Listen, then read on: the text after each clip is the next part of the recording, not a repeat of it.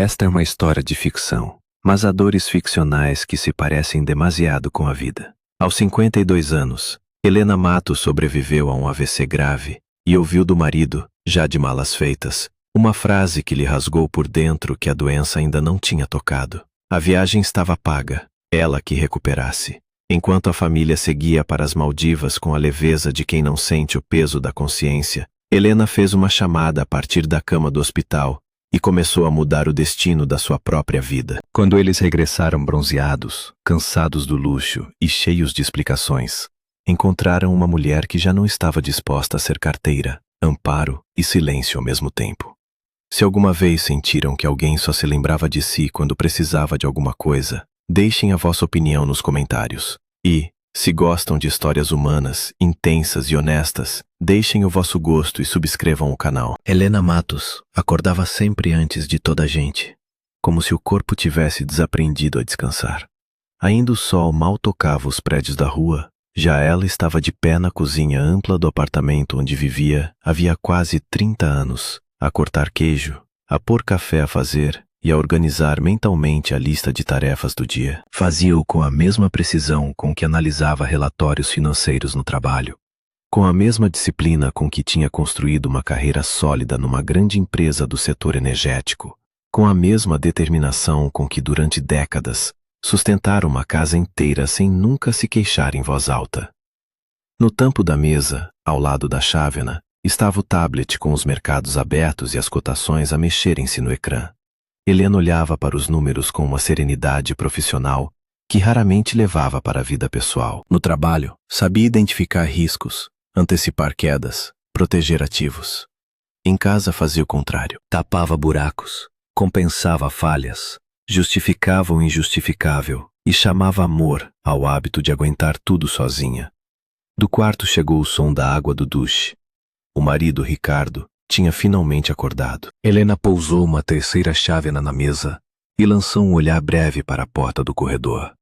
A filha, Inês, já estava sentada, de olhos no telemóvel, como se o mundo real fosse apenas uma interrupção no meio do feed. Mãe, não me consegue transferir algum dinheiro até o fim do mês? Perguntou Inês, sem sequer levantar a cabeça.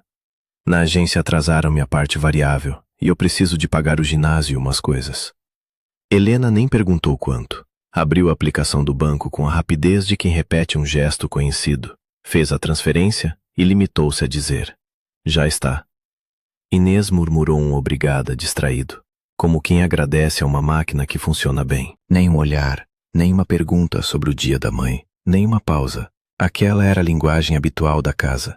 Pedidos práticos, respostas rápidas, dependência mascarada de intimidade. Ricardo apareceu então à porta, de roupão gasto, cabelo ainda úmido, olheiras fundas e aquela expressão resignada de homem que já desistiu de competir com o próprio fracasso.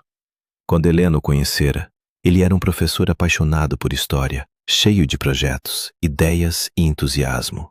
Com o tempo a vida foi o encolhendo, e ele deixara-se encolher. Continuava a dar aulas no colégio, continuava a falar com brilho sobre civilizações antigas, mas em casa movia-se como alguém que tinha aceitado a condição de figurante. Bom dia, murmurou ele, sentando-se. Não se esqueça de que na quinta-feira tem uma reunião com clientes às 6 da tarde, disse Helena, pousando-lhe o prato à frente. Vai ter de ir de transportes, não consigo passar para o buscar. Outra vez? Escapou-lhe num tom cansado, mais lamento do que protesto. Helena ergueu os olhos e fitou-o com a firmeza tranquila que raramente precisava de reforçar. Outra vez. Ricardo baixou logo o olhar. Está bem, vou de autocarro. Inês aproveitou a pausa. E sobre a entrada para o carro novo? Já pensou? O meu está a cair aos bocados. Para o trabalho, a imagem conta. Helena pousou a frigideira, respirou fundo e ficou alguns segundos em silêncio. A filha lembrava-lhe muito a si própria em Nova, mas numa versão desviada. Tinha presença, inteligência social, facilidade em abrir portas. Só que investia essas qualidades na superfície. Roupa, fotografia, aparências, promessas. Trabalhava numa agência de viagens prestigiada. Falava muito do setor, dos clientes exigentes, dos padrões altos. mas tinha uma relação frouxa com a ideia de esforço continuado. Eu penso nisso, respondeu Helena por fim. Sabia que pensar nisso significava, quase sempre, acabar por pagar. Nesse momento, a porta da entrada bateu e Tiago entrou na cozinha com a energia de quem vive sempre à beira de um recomeço. Tinha 26 anos, formação em direito, uma coleção impressionante de experiências interrompidas e a convicção inabalável de que o emprego certo estava sempre no próximo escritório. Trocara de lugar de trabalho várias vezes em poucos anos, sempre com o mesmo discurso. Ali não havia futuro. Aqui é que vai ser, agora sim. Bom dia a todos, disse ele, beijando a mãe na testa. Mãe, és a melhor. Obrigado pela transferência. Já tratei de sair daquele escritório antigo. Amanhã começo num sítio novo. Outra vez, Tiago? Perguntou Helena, já sem surpresa. Mãe, ali eu não crescia. Nesta nova sociedade vou ter casos a sério, prática a sério. É outro mundo. Helena olhou para o relógio. Não tinha tempo para desmontar mais uma fantasia logo de manhã. Bebeu o café de um só trago, arrumou papéis na pasta de couro e começou a deixar instruções rápidas, como fazia todos os dias. Ricardo, põe a máquina da roupa a lavar e tire a carne do congelador. Inês, regue as plantas. Tiago, leve o lixo quando sair. Os três anuíram quase ao mesmo tempo, com aquela obediência automática de quem sabe que dificilmente cumprirá metade do que prometeu. Helena conhecia-os bem demais para acreditar no contrário. Ainda assim, continuava a distribuir tarefas, talvez porque se deixasse de o fazer, teria de admitir que ali ninguém precisava realmente de orientação. Precisavam apenas dela. No escritório, o dia passou entre reuniões, folhas de cálculo, previsões de custos, telefonemas e pequenas urgências que só alguém muito competente consegue resolver sem espetáculo. Helena era esse tipo de pessoa. Não elevava a voz. Não se fazia notar mais do que o necessário, mas toda a gente sabia que quando a situação apertava, era com ela que se contava. No início da tarde, recebeu uma chamada da escola do sobrinho, filho da irmã, a relatar problemas de comportamento.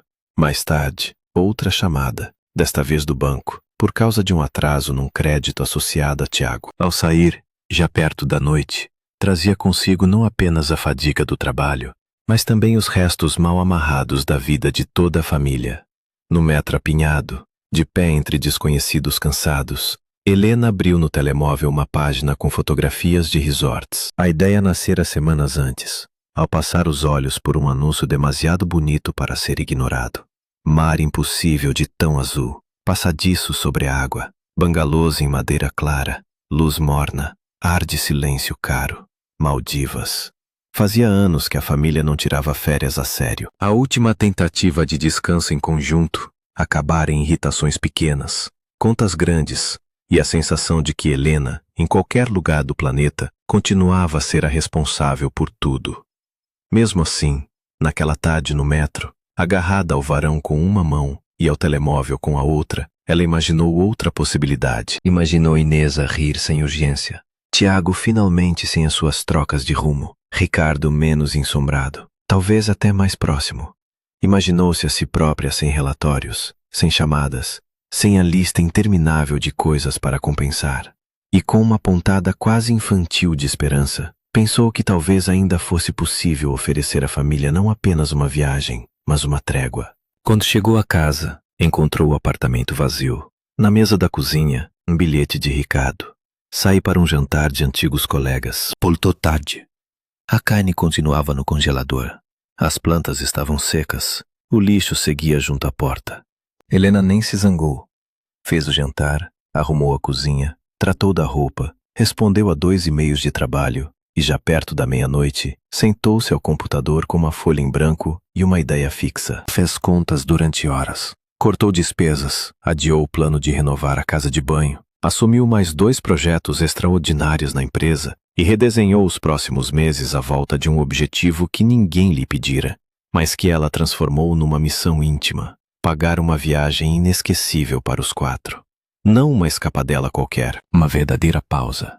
2 semanas nas Maldivas, numa vila sobre a água. Um presente, uma tentativa, quase uma prova. Foi assim que começaram 4 meses de exaustão silenciosa.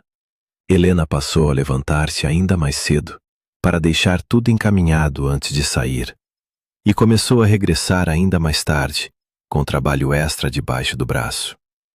Os fins de semana desapareceram. Houve manhãs em que o despertador tocou e lhe pareceu que nem tinha chegado a adormecer.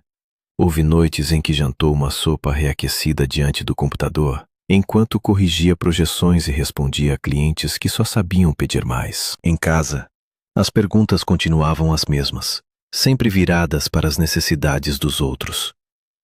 Mãe, sabe onde guardou a roupa de inverno? Helena, não encontro camisas passadas a ferro. Mãe, consegue mandar mais algum dinheiro? É só desta vez. Cada só desta vez era um tijolo a mais numa parede que ela erguia sozinha, convencida de que estava a construir proteção, quando na verdade estava a construir dependência. Em fevereiro, Helena escolheu o hotel. Em março, pagou voos, seguros, transferes e a vila maior, com piscina privada e espaço suficiente para que ninguém se sentisse apertado. Queria conforto, queria evitar atritos, queria ver o espanto bom no rosto dos três quando lhes contasse. Numa noite de início de março, chamou a família à sala. Ricardo desligou a televisão. Inês pousou o telemóvel com relutância. Tiago apareceu da cozinha com uma tosta na mão. Tenho uma surpresa, disse Helena, tentando não mostrar demasiado entusiasmo antes do tempo. Os três olharam para ela intrigados. Em maio. Vamos os quatro passar 2 semanas às Maldivas. Está tudo pago. Por um segundo, fez-se silêncio. Depois veio a explosão. Inês deu um grito agudo e atirou-se ao pescoço da mãe. Tiago julgou primeiro que era uma brincadeira, mas quando percebeu que não era, começou logo a pesquisar no telemóvel mergulho, excursões, passeios de barco. Ricardo ficou com os olhos úmidos, ou talvez tivesse sido apenas o reflexo da luz, e abraçou-a com uma ternura desajeitada que Helena já não sentia havia muito. Isto é inacreditável, disse ele. Tenha certeza de que podemos fazer uma coisa destas? Já tratei de tudo, respondeu Helena, com um sorriso cansado e feliz. Naquele instante, bastou-lhe ver os três contentes para sentir que todo o esforço tinha valido a pena. Era disso que se alimentava há anos, do raro segundo em que a sua utilidade parecia confundir-se com amor. Os 2 meses seguintes foram ocupados por preparativos. Inês comprou fatos de banho, vestidos leves, sandálias novas, cosméticos de praia. Pedia opinião à mãe a toda hora, não para ouvir, mas para ser validada. Tiago estudava excursões e atividades como se a viagem fosse uma missão acadêmica. Ricardo tentava vencer o medo de voar vendo vídeos sobre segurança aérea e ilhas tropicais. E Helena trabalhava cada vez mais. O projeto adicional na empresa revelou-se mais complicado do que o previsto. Os clientes mudavam exigências, a chefia pressionava, as reuniões prolongavam-se pela noite dentro, o sono encurtava. Ainda assim, ela aguentava. Repetia a si própria que faltava pouco. Em breve estariam juntos junto ao mar, e talvez alguma coisa dentro daquela casa se recompusesse, mas a fatura do corpo chega sempre antes ou depois. Uma semana antes da viagem, Inês apareceu-lhe com um pedido novo. Mãe, posso levar o Tomás? Ele compra o bilhete dele. Só precisava de ficar conosco na vila. Helena ergueu lentamente os olhos do portátil. Inês, isto é uma viagem de família. Mas nós estamos juntos há meses. Ele já é quase da casa. Quase não chegava. Helena respondeu com calma firme. Não. E isso não está em discussão. Inês saiu amuada, bateu a porta do quarto e passou o jantar inteiro em silêncio.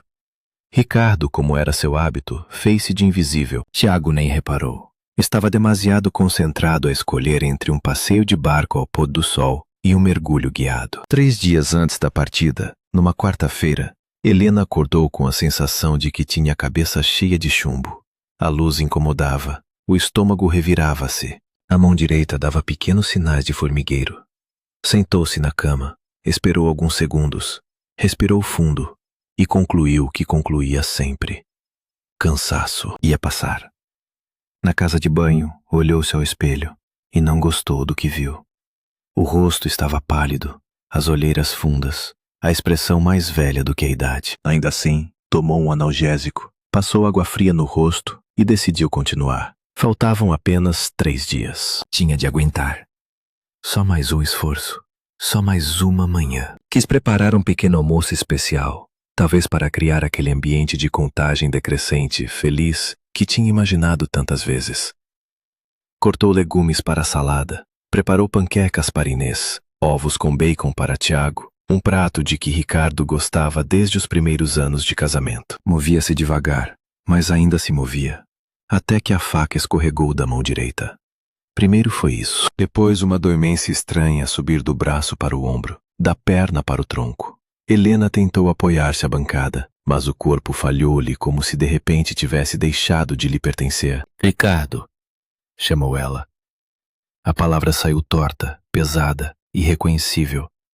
Tentou dar um passo e caiu. O banco tombou. A louça bateu. O ruído acordou a casa. Ricardo entrou na cozinha em pânico, de pijama mal apertado, e parou de súbito ao vê-la no chão. Helena? Helena, o que é isto? O que é que se passa? Ela queria responder. Queria dizer-lhe que alguma coisa estava terrivelmente errada. Queria dizer-lhe para chamar ajuda depressa, mas a língua parecia inchada, inútil. O lado direito do rosto cedia. A visão oscilava. Chama a ambulância, gritou Ricardo, já a vasculhar os bolsos à procura do telemóvel. Inês apareceu à porta, ainda meio a dormir, e ficou branca. Tiago surgiu logo depois, confuso, assustado, a fazer perguntas em série que ninguém sabia responder. Os minutos seguintes dissolveram-se numa névoa de vozes, passos, mãos a mais, e a sensação antiga de que, mesmo caída no chão, Helena continuava a ter de manter os outros calmos. A ambulância chegou depressa. O técnico de emergência, um homem jovem de voz firme, avaliou-a em poucos segundos e o rosto endureceu. Suspeita forte de AVC. Temos de ir já. Ricardo foi com ela. No hospital, as luzes, as portas, as rodas da maca e os comandos médicos confundiram-se num corredor sem tempo. Uma neurologista de expressão concentrada confirmou o quadro. AVC isquêmico. Intervenção imediata. As próximas horas seriam decisivas. Quando Ricardo saiu da área restrita, parecia mais velho do que era. Sentou-se numa cadeira de plástico do corredor e tapou o rosto com as mãos. O telemóvel vibrava sem parar com mensagens de Inês e Tiago. O médico apareceu mais de 2 horas depois. O estado é grave, mas estável. Conseguimos atuar a tempo. Agora vamos observar. Haverá reabilitação longa. O lado direito foi afetado. A fala também. Ricardo perguntou se ela sobreviveria. A resposta não foi um conforto, mas também não foi uma sentença. Houve rapidez. Isso conta muito, mas o caminho será difícil. Em casa nessa noite, a cozinha permanecia quase igual à da manhã. Os legumes por cortar, a faca caída, a frigideira por usar. O tempo parecia ter abandonado o apartamento a meio de uma frase. Inês chorava de olhos vermelhos. Tiago andava de um lado para o outro sem saber onde pôr as mãos. Ricardo fazia chá sem sentir o gosto de nada. Foi Tiago quem trouxe para o centro da mesa aquilo que ninguém queria dizer, mas que já estava ali, como um objeto inconveniente. E as Maldivas? Inês virou-se para ele, incrédula. Tu estás a falar a sério? Estou a falar da realidade, retorquiu ele, defensivo. Está tudo pago. Faltam 3 dias. Só quero perceber o que se faz. Ricardo afundou-se numa cadeira. Não sei. Temos de ver as condições. Talvez se consiga recuperar alguma parte. Mas a verdade é que, pela primeira vez, a doença de Helena não estava a desorganizar apenas a vida afetiva da família. Estava a tocar no dinheiro. E quando o dinheiro entra numa relação já deformada, costuma dizer mais verdades do que qualquer discussão. Nos dias seguintes, Helena saiu dos cuidados intensivos e foi transferida para um quarto. O lado direito do corpo respondia mal. A fala vinha aos solavancos, como se cada palavra tivesse de ser puxada por dentro. Ainda assim, a consciência estava clara. O médico chamou isso um bom sinal. Para Helena, a clareza acabou por ser o mais doloroso de tudo. Via, entendia, ligava os pontos. No quarto dia, Ricardo, Inês e Tiago entraram finalmente para visitar. Helena tentou erguer-se um pouco sobre as almofadas quando os viu. O rosto deles estava carregado, mas não da mesma maneira. Havia medo, sim. Havia desconforto. Havia também qualquer coisa de prático, quase urgente. Ricardo trazia na mão uma pasta de documentos em vez de flores. Como se sente? Perguntou ele, sentando-se na beira da cama. Devagar, respondeu Helena a custo. Os médicos dizem meses. Instalou-se um silêncio estranho. Inês apertava a alça da mala. Tiago olhava em volta, evitando o olhar da mãe. Ricardo pigarreou. Helena, estivemos a falar com a agência. Ela fixou. A viagem? Sim. Adiar ou cancelar sai quase ao preço total. Seria perder uma fortuna. Uma friagem percorreu-lhe a espinha. E, então? Ricardo tentou sorrir, mas a expressão morreu-lhe logo no rosto. As férias já estão pagas, querida. E neste momento o importante é a sua recuperação. Pensamos que talvez nós pudéssemos ir na mesma, como estava planeado. Não faz sentido perder tudo. Helena ficou a olhar para os três, sem conseguir processar de imediato o que estava a ouvir. Ela estava ali, meio paralisada, num quarto que cheirava a desinfetante e cansaço. E a família decidira que a melhor forma de respeitar o seu esforço era aproveitar o resort sem ela. E eu? Conseguiu perguntar. Falamos com a dona Palmira, a vizinha do terceiro esquerdo, disse Tiago apressadamente. Ela pode passar cá todos os dias. E aqui no hospital está bem entregue. Ricardo colocou a pasta sobre a mesa de cabeceira. Precisávamos também de tratar de uma autorização para mexer nas suas contas, só por facilidade. Despesas da viagem, alguma emergência, nada demais. Helena sentiu uma lágrima escorrer pela face, não pela doença, não pela dor física, pela nitidez. Levara quase 30 anos a chegar ali, aquele momento em que a verdade já não podia ser disfarçada com desculpas suaves. O que eles viam nela não era uma pessoa cansada, ferida, assustada. Era um sistema de suporte financeiro temporariamente avariado. Assina? Perguntou Ricardo, estendendo-lhe a caneta. A mão direita mal obedecia. Com esforço, Helena pegou na caneta com a esquerda, rabiscou uma assinatura torta e devolveu-lhe o documento. Não tinha força para uma guerra naquele momento, nem certeza de que seria ouvida se a começasse. Quando os três saíram, já a comentar quem levaria que roupa e qual mala seria mais prática, Helena ficou a olhar pela janela para uma árvore lilás do pátio do hospital. Lá fora, a primavera avançava sem lhe pedir licença. Lá dentro, alguma coisa tinha acabado. Nessa tarde apareceu Dona Palmira, uma vizinha viúva, faladora, de coração largo e passos curtos, com um saco cheio de bolos caseiros e uma compaixão simples, sem pose.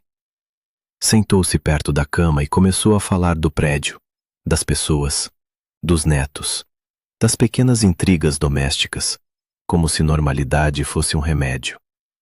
Assim que soube, vim logo. O seu Ricardo passou lá e disse que iam ter de viajar com urgência. Pediu-me para ir vendo de si.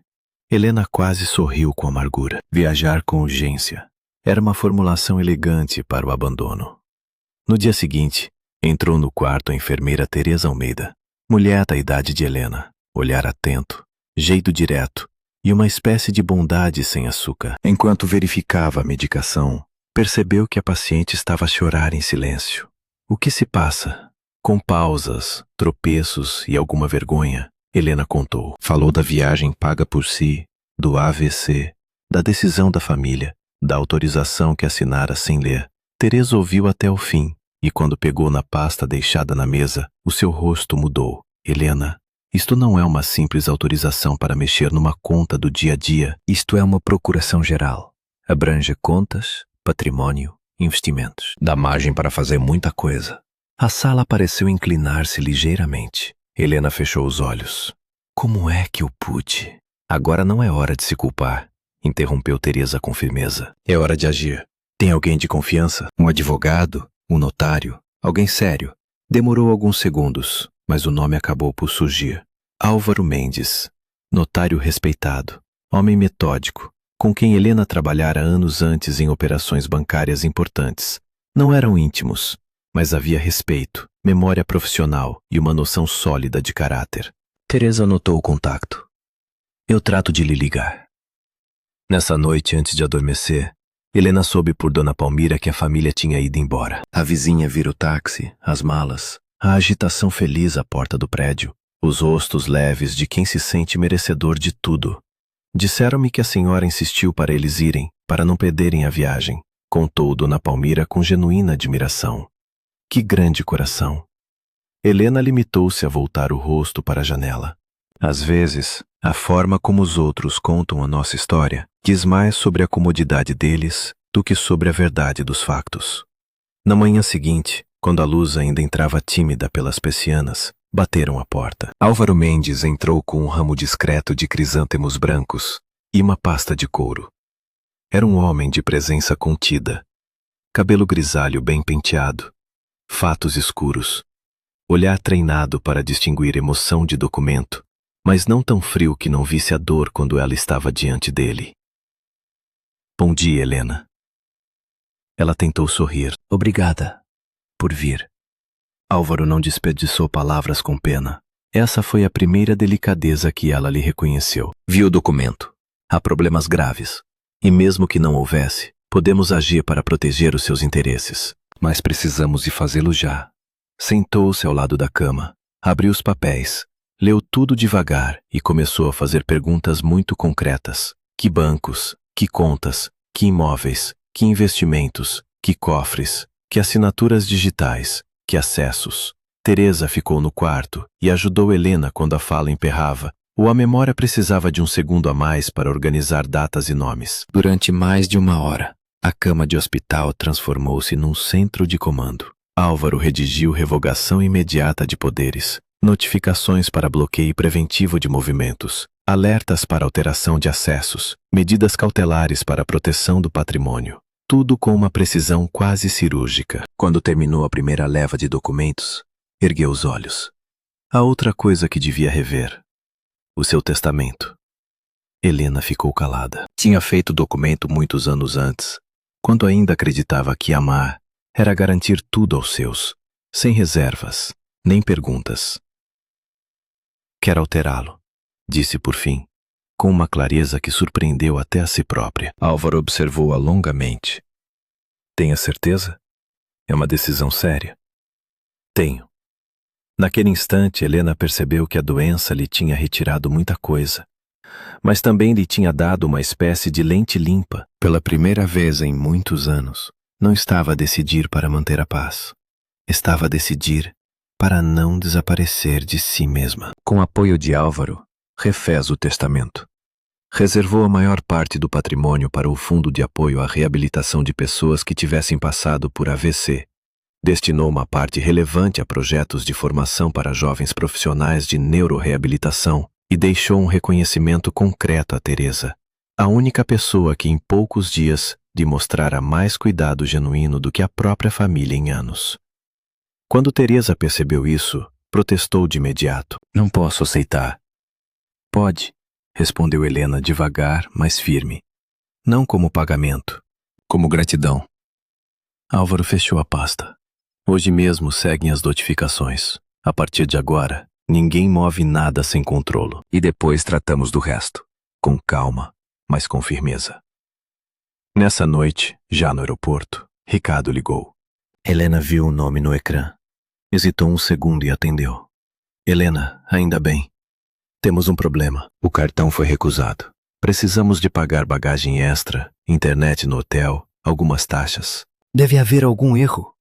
Ela ouviu-o respirar do outro lado, sentindo pela primeira vez algo novo dentro de si. Não era raiva. Era distância. Não há erro, respondeu. A voz saiu-lhe mais nítida do que nos dias anteriores. A autorização foi anulada. Do outro lado, o silêncio enrijeceu. Como assim? Nós estamos no aeroporto. Vocês têm os vossos cartões, as vossas contas, as vossas escolhas. Helena não está em si. Isto é o AVC a falar. Talvez antes aquela frase a tivesse feito vacilar. Naquele momento, teve o efeito contrário. Pelo contrário, talvez seja a primeira vez em muito tempo que estou em mim. E desligou. O telefone voltou a tocar várias vezes. Depois chegaram mensagens de Ricardo, de Inês, de Tiago. Algumas indignadas, outras acusatórias, outras disfarçadas de preocupação. Helena pousou o telemóvel virado para baixo e sentiu, no meio do cansaço, uma paz estranha. Pela primeira vez em anos, um problema dos outros estava diante dela, e ela não correu a resolvê-lo. Na manhã seguinte, Ricardo apareceu no hospital antes da hora permitida e tentou forçar a entrada no quarto. Teresa foi quem o travou. A paciente está estável e em recuperação. O horário de visitas começa mais tarde. Mas eu sou o marido, e aqui a regra é a mesma para toda a gente. Helena ouviu a discussão amortecida no corredor e fechou os olhos. Não sabia se a família acabaria por embarcar ou não. E, pela primeira vez, percebeu que isso já não alterava o centro da sua vida. Acabaram por ir. Foi Álvaro quem lhe confirmou no dia seguinte, sem adornos. O seu marido teve de usar crédito próprio para algumas despesas extra. Pelo que sei, seguiram viagem. Helena sentiu. Curiosamente, a notícia não a feriu como teria ferido antes. O dano maior já estava feito. O resto era apenas coerência. Começou então a fase mais dura e mais limpa da sua existência. Com a mesma disciplina com que construir uma carreira, Helena entregou-se à reabilitação. As manhãs passaram a ser ocupadas por exercícios repetitivos para a perna e o braço direitos, treino de equilíbrio, reaprendizagem de movimentos simples. Depois vinham sessões de terapia da fala, tentativas de recuperar sons que antes saíam sem esforço, leitura em voz alta, gravações para escutar o próprio progresso, lágrimas discretas quando uma palavra teimava em não sair. À tarde, mais exercícios. À noite, um cansaço diferente, menos humilhante do que o da vida anterior. Um cansaço que conduzia a algum lado. Teresa manteve-se por perto mais do que o seu turno exigia.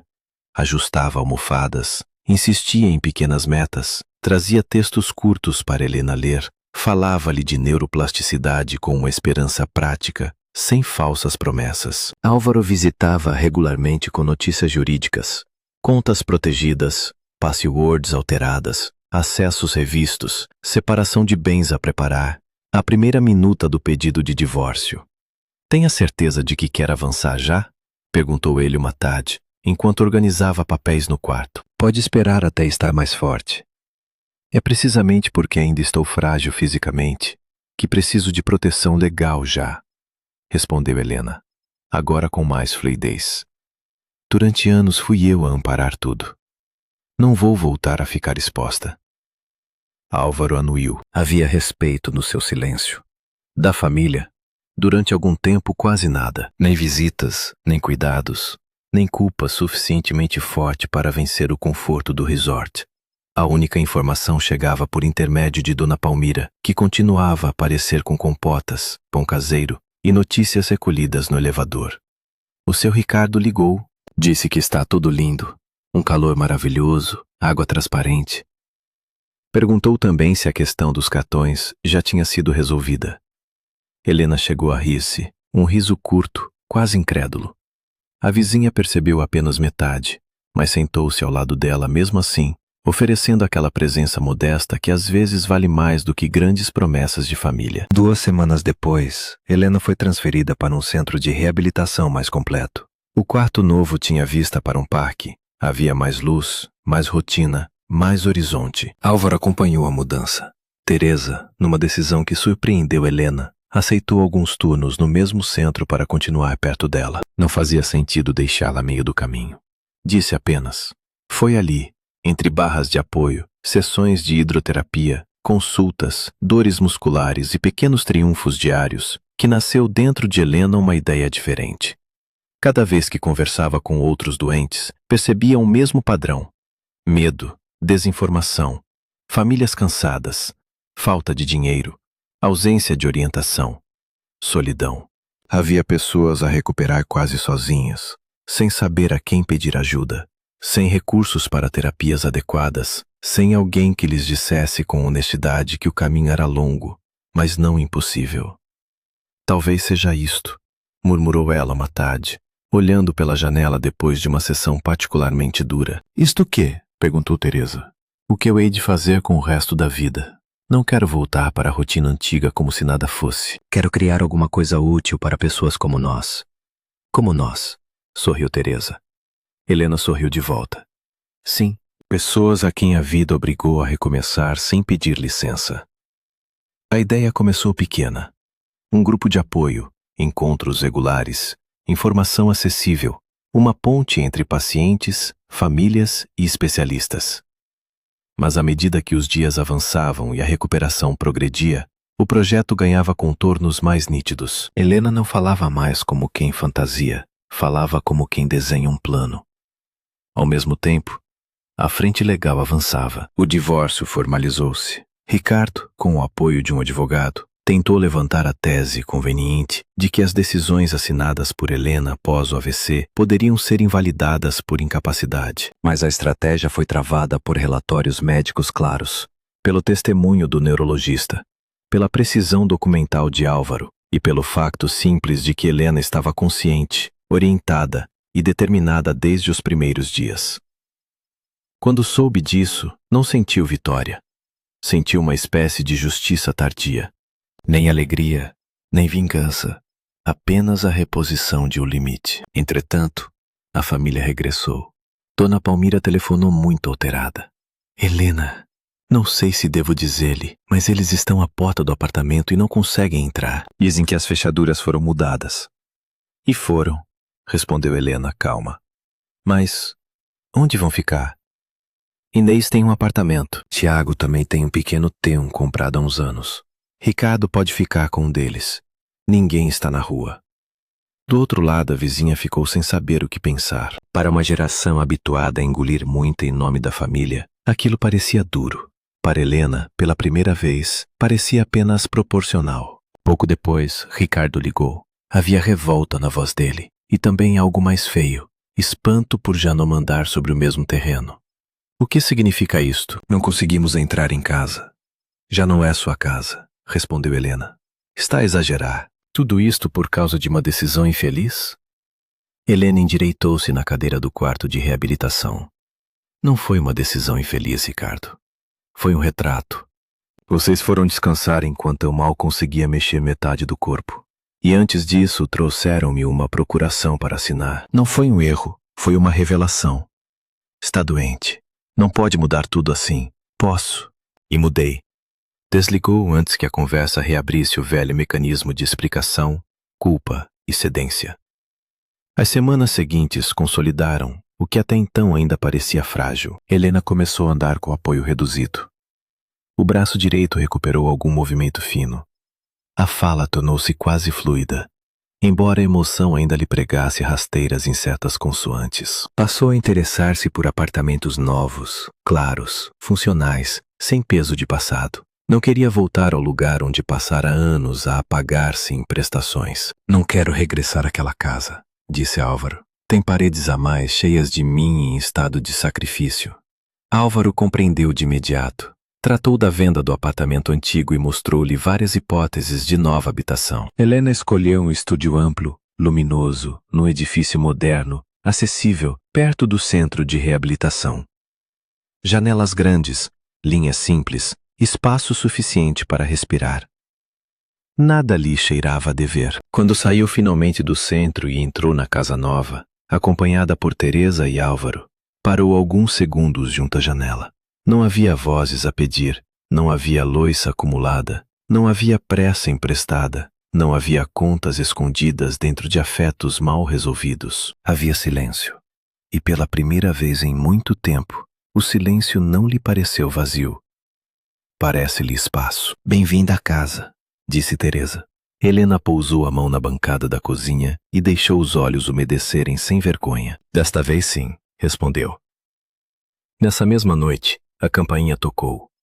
Era Inês. Estava mais magra, mais tensa, menos impecável do que costumava parecer. Tinha no rosto uma mistura difícil de orgulho ferido e necessidade. Mãe, precisamos ir falar. Helena deixou-a entrar. Sentaram-se frente a frente na pequena sala, ainda meio por arrumar. Como me encontraste? Perguntou. Não foi fácil. O seu notário não facilitou nada. Helena quase sorriu perante a forma instintiva como a filha já tratava Álvaro como um obstáculo ao acesso, e não como um profissional. O que queres, Inês? A filha começou depressa, como quem ensaia uma justificação antes de perder a coragem. Isto está a ir longe demais. Vendeste a casa, divorciaste-te do pai, desapareceste, cortaste o apoio. Fui despedida da agência por causa dos problemas financeiros. O Tiago está aflito. O pai anda a arrendar um quarto minúsculo. Não podes fazer-nos isto. Helena ouviu até o fim e respondeu sem elevar a voz. Posso, E fiz. Somos a tua família. Helena inclinou a cabeça, olhando para a filha com uma serenidade triste. Família não leva a mala para um destino de luxo, enquanto a pessoa que pagou tudo está deitada num hospital, sem saber se voltará a andar normalmente. Inês baixou os olhos por um instante. Nós erramos. Erraram, sim. Mas isso não começou ali. Ali só ficou visível. Durante anos, vocês habituaram-se a receber tudo de mim como se fosse natural. Dinheiro, tempo, energia, resolução de crises, desculpas. E eu participei nisso. Ensinei-vos que podiam viver apoiados em mim sem me verem realmente. A filha apertou os dedos com força. Então cortas-nos da tua vida? Não, disse Helena, num tom mais suave. Eu mudo as condições. Se quiserem relação, será entre adultos, sem dependência financeira, sem chantagem emocional, sem eu desaparecer para que vocês fiquem confortáveis. Inês chorou, mas já sem a força dramatizada de quem espera que o choro resolva. Havia ali qualquer coisa mais crua, medo verdadeiro. Não vamos conseguir. Vão, respondeu Helena. Tem saúde, formação, idade, hipóteses. O pai tem profissão. Tu tens experiência. O teu irmão tem diploma. Talvez pela primeira vez tenham de usar tudo isso de verdade. Quando a porta se fechou atrás da filha, Teresa saiu da cozinha, onde tinha permanecido em silêncio. Como te sentes? Helena respirou fundo. Estranhamente leve, como se durante anos tivesse carregado um armário às costas sem perceber. A partir daí, o projeto do centro ganhou velocidade. Helena e Teresa procuraram espaço. Falaram com médicos, terapeutas, assistentes sociais.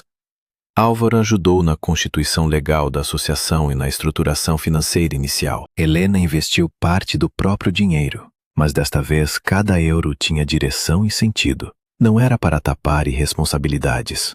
Era para abrir caminhos. Meio ano passou. Todas as manhãs, Helena acordava no estúdio banhado de luz e fazia questão de caminhar um pouco sem bengala dentro de casa. Ainda cocheava ligeiramente ao princípio do dia, mas a recuperação era visível. Tinha trocado os fatos escuros por roupa clara, confortável e elegante.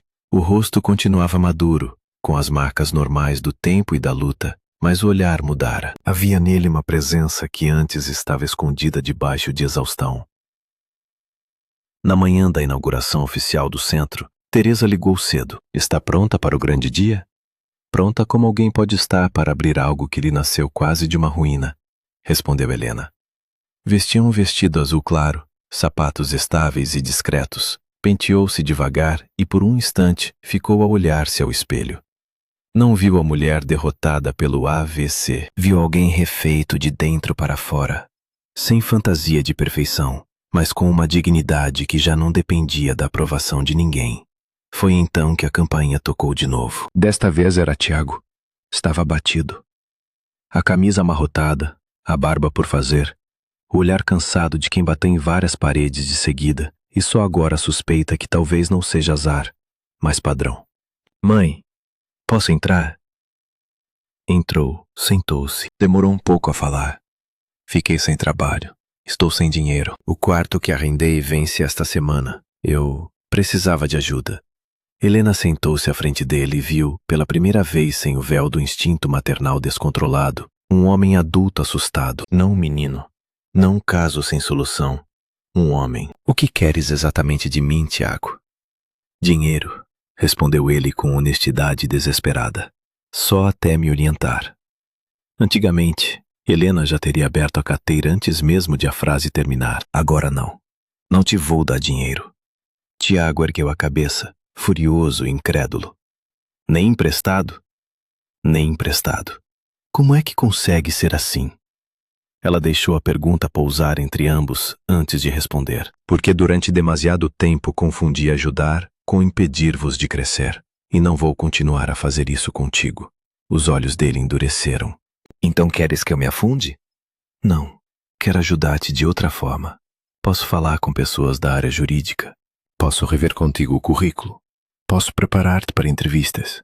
Posso até ajudar-te a organizar despesas e prioridades. Mas não te vou financiar mais uma fuga. Tiago levantou-se de repente. Mudaste. Helena também se levantou, mais devagar. Talvez. Ou talvez só tenha deixado de ser útil da maneira que vos convinha. Ele saiu sem se despedir. Helena ficou a olhar para a porta fechada. Doeu. Claro que doeu. Mas já não era dor antiga, pegajosa, cheia de culpa. Era uma dor limpa, semelhante à de um músculo em recuperação. Desconfortável, mas ligada a movimento verdadeiro. Horas depois, Teresa chegou e percebeu que algo tinha acontecido. Foi o Tiago, resumiu Helena. Veio pedir dinheiro. E tu? Ofereci ajuda, não dinheiro. Teresa sorriu com uma espécie de orgulho silencioso. Então já estás mesmo pronta para hoje. O centro ocupava o resto do chão de um edifício tranquilo, perto de jardins e de uma avenida movimentada. Tinham-lhe dado um nome simples, mas cheio de intenção. Recomeço. Havia salas para apoio individual, uma área maior para grupos, materiais informativos acessíveis, circuito pensado para mobilidade reduzida, cadeiras confortáveis e uma atmosfera deliberadamente acolhedora, sem cheiro de hospital e sem ar de caridade. Começaram a chegar as primeiras pessoas. Um antigo professor de matemática que retomara a escrita depois do AVC, um homem novo em cadeira de rodas, ex-atleta, acompanhado pela irmã. Uma senhora idosa cuja filha deixara o emprego para acompanhar na recuperação. Casais, filhos, mães, pessoas perdidas e pessoas já um pouco reencontradas. Helena colhia cada uma como quem reconhece um idioma íntimo. Quando chegou a hora de falar, subiu a um pequeno estrado improvisado. O coração bateu-lhe com força. Durante meses recuperara músculos, sílabas e equilíbrio. Agora precisava de recuperar outra coisa. A voz pública. Obrigada por estarem aqui, começou ela, com a clareza de quem sabe o que custa cada frase. Este espaço nasceu de uma história difícil. Há menos de um ano, eu própria estava deitada numa cama de hospital, sem saber se voltaria a andar bem, a falar bem, a viver com autonomia. Achei que tinha perdido o controle da minha vida. Com o tempo, percebi que não. O que eu tinha perdido eram ilusões. E isso, por estranho que pareça, salvou-me. No silêncio atento da sala, Helena continuou. Quem passa por um AVC não luta só com o corpo. Luta com o medo, com a dependência, com a burocracia, com a falta de informação e muitas vezes com uma solidão que ninguém vê. Este centro não existe para prometer milagres. Existe para dizer a cada pessoa que entra aqui que recomeçar é possível, mesmo quando tudo parece ter rachado por dentro. Ao fundo, Teresa tinha os olhos brilhantes.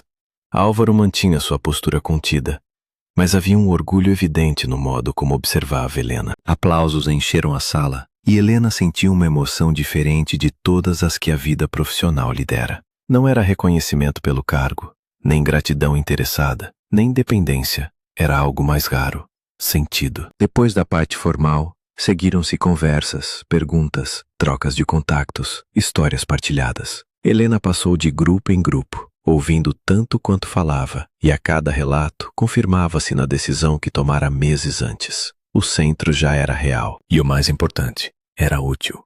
Ao fim da tarde, quando a maioria das pessoas já tinha saído, viu uma figura parada à entrada. Era Ricardo. Estava mais magro, com mais cabelos brancos, e trazia no rosto uma humildade estranha, como se a vida lhe tivesse finalmente ensinado a diferença entre ser contrariado e ser confrontado consigo mesmo. Posso falar contigo? Perguntou ele. Helena conduziu-o a uma sala pequena. Sentaram-se frente a frente. Durante alguns segundos, Ricardo limitou-se a olhar para ela, como se a estivesse a conhecer de novo. Estás diferente, disse por fim. Estou, respondeu ela. Ouvi falar do centro. O Tiago contou-me e vim pedir desculpa. Helena não desviou os olhos. Por que agora? Ricardo demorou a responder.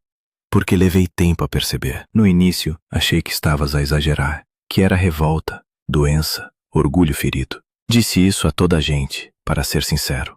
Mas depois tive de pagar as minhas próprias contas, resolver os meus próprios problemas, procurar casa, depender de mim, e percebi o tamanho do que tu fazias por todos nós. Não como favor ocasional, como o sistema inteiro. Helena escutou em silêncio. Parte dela desejara durante muito tempo ouvir aquilo, outra parte já não precisava. E as Maldivas?